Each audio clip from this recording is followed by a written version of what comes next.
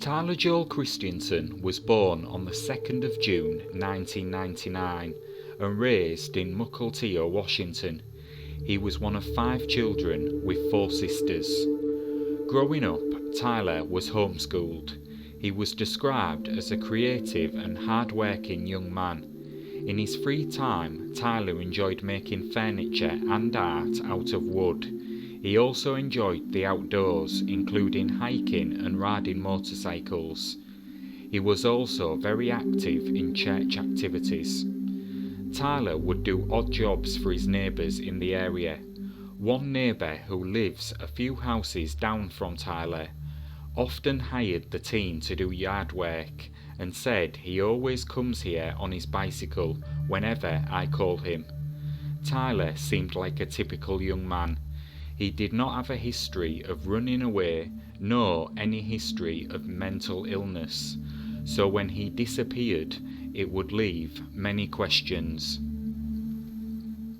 On April the 19th, 2016, Tyler left his home on foot, telling his family he was heading out to a youth group meeting at the Spring of Life Church located in the 4700 block of 116th Street, about a mile from his home. However, Tyler never arrived at church that evening and hasn't been heard from since. Tyler was last seen around 6 p.m. in the 5300 block of Picnic Point Road in Edmonds. When Tyler failed to return home, his family were extremely concerned. As the hours ticked by with no word from Tyler, at 3 a.m. that morning, they reported him missing. Nothing seemed unusual in the lead-up to his disappearance, and he hadn't seemed upset prior to going missing. Authorities initially considered Tyler's disappearance suspicious, especially with his strong ties to his family and church, and multiple search efforts were launched to try and locate the young man. However, within a matter of days, officers would reconsider this theory. Upon investigating the case and after numerous tips, evidence indicates Tyler actually headed west the night he disappeared. This was in the opposite direction of his church he told family he was going to, and further leads would come in that suggested Tyler had in fact left of his own accord. Investigators believe he took a ferry from Edmonds to Kingston, Washington that night. The last known person to have seen Tyler, presumably after he took the ferry, was a man who came forward and claimed to have picked him up hitchhiking on the night he disappeared. The man said Tyler seemed upbeat, asking the man for directions to Shelton and talking about his plans to go hiking in the Olympics. The man stated he dropped Tyler off between Paulsbo and Silverdale.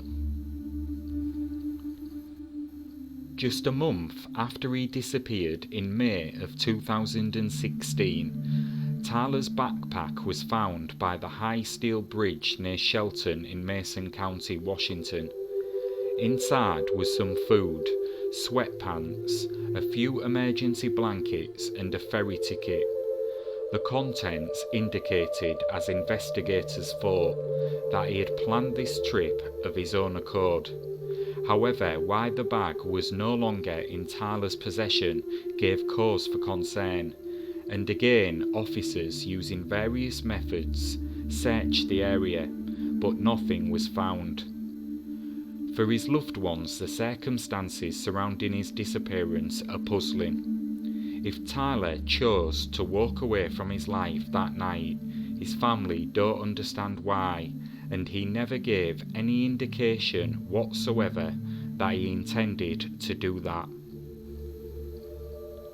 There has been very few developments since then, although we do know at this point that Tyler left of his own accord and travelled near Shelton on the Olympic Peninsula.